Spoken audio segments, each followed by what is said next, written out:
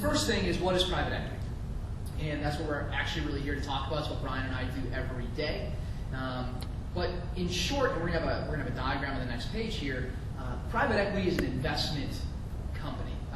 What we do is we raise money from institutions, so endowments, pension funds, people who have a lot of money, and we raise that capital into a fund, into a legal entity that is a fund, and then we take money out of that fund and invest it in privately held companies. That's where the private comes from. The equity piece comes from, we're actually purchasing shares of stock, which is equity in the business, right? And so you may be very familiar with the New York Stock Exchange or NASDAQ or some of these other publicly traded entities. Apple is public, Cisco is public, Microsoft is public. And the reason they're called public is because any one of you can actually go out and purchase a share of that stock. The public is allowed to purchase that share of stock. Now, in order to be publicly traded, there's some rules you have to abide by, the SEC, so on and so forth, in order to actually do that. But it's public because anyone can buy it. Private is not the case.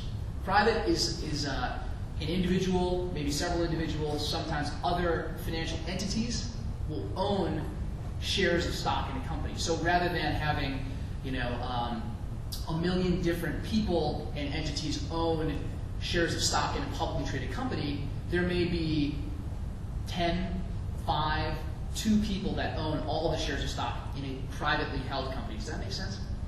Okay.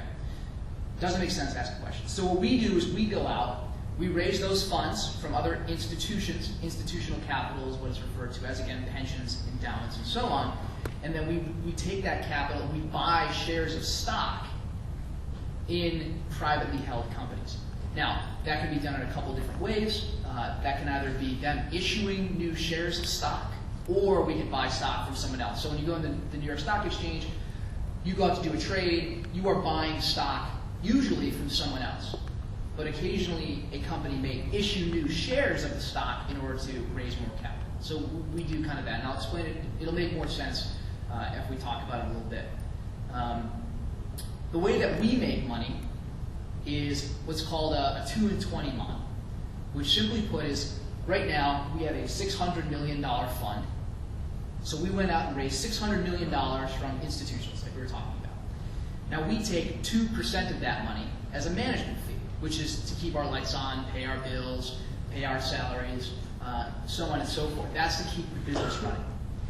Okay, so does that make sense? There's $600 million, we take 2% of that up front. And then what we do is we go out and we invest the remainder of that capital.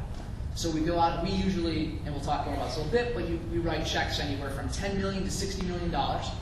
And what we do is we buy those shares of the company, and then one day we hope to sell those shares of the company and get a return.